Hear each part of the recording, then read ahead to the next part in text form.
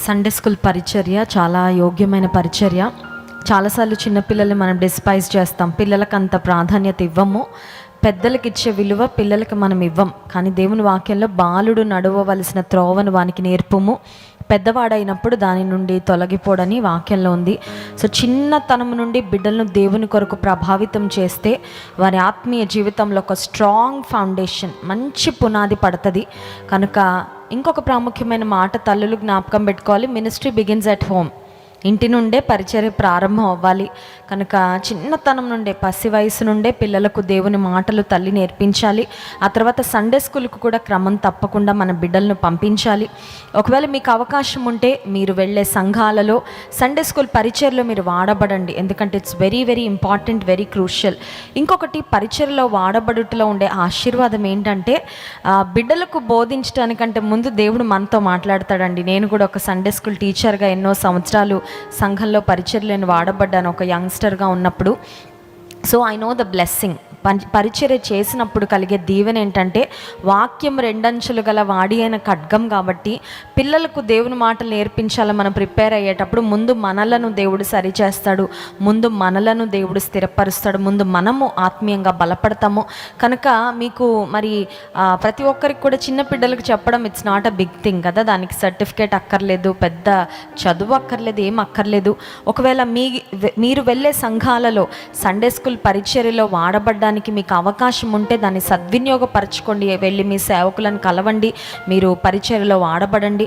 ఒకవేళ మీ సంఘంలో పరిచర్యలో వాడబడే అవకాశం మీకు లేకపోతే మీ ఇంటి దగ్గర అయినా సరే, మీ ఇంటి దగ్గర ఉన్న ఇరుగు పొరుగు బిడ్డలను మీరు గ్యాదర్ చేసుకొని వారికి దేవుని మాటలు మీరు బోధించగలిగితే it will be a great blessing. వారి హృదయంలో, ఆ లేత హృదయంలో దేవుని మాటలు విత్తబడినప్పుడు అవి ఎంతో దీవెనకరంగా, ఆశీర్వాదకరంగా మారుతాయి. కనుక ఈ విషయాన్ని జ్ఞాపకం పెట్టుకోండి. సుజానా వెస్లీ అనే గొప్ప తల్లి గురించి మనం చరిత్రలో చదువుతాం. 19 మంది బిడ్డలు ఆమెకు దేవుడు అనుగ్రహించారు, 19 చిల్డ్రన్.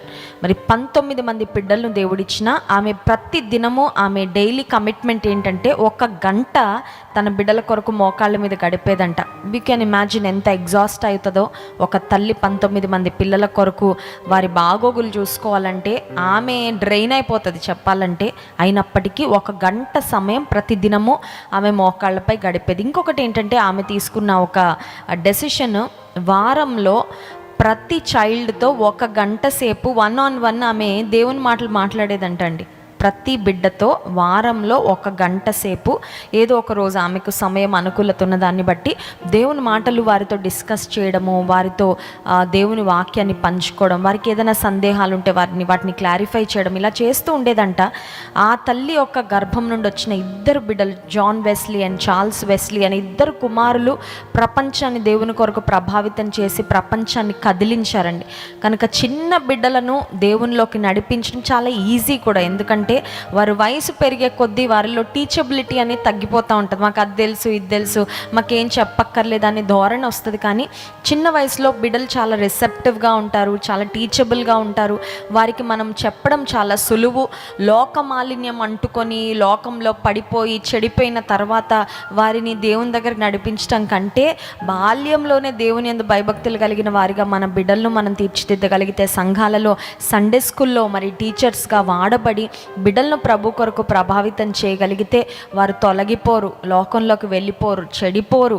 సమాజానికి, సంఘానికి, దేశానికి దీవెనకరంగా మన బిడ్డలు మారుతారు. కనుక సండే స్కూల్ పరిచర్య గురించి ఒకవేళ ఇప్పటివరకు ఆలోచించకపోతే ప్లీజ్ థింక్ అబౌట్ ఇట్. మీ సంఘాలలో సండే స్కూల్ లేకపోతే దాన్ని దయచేసి ప్రారంభించండి. మీకు ఒకవేళ దేవుడు తలాంత్ ఇచ్చినట్లయితే మీ సంఘంలో మీరు సండే స్కూల్ పరిచర్యలో వాడబడండి. ఒకవేళ ఆపర్చునిటీ లేకపోతే అట్లీస్ట్ మీ ఇంటి దగ్గరైనా ఒక చిన్న క్లబ్ లాగా మరి మీ ఇంటి దగ్గర ఉన్న బిడ్డలను గ్యాదర్ చేసి వారికి చిన్న చిన్న పాటలు, దేవుని మాటలు మీరు నేర్పించగలిగితే మరి వారు ఎంతో దీవెన పొందుకుంటారు. కనుక ఈ విషయాలు జ్ఞాపకం ఉంచుకోవాల్సిందిగా ప్రభు పెట్టి మీకు మనవి చేస్తున్నాను.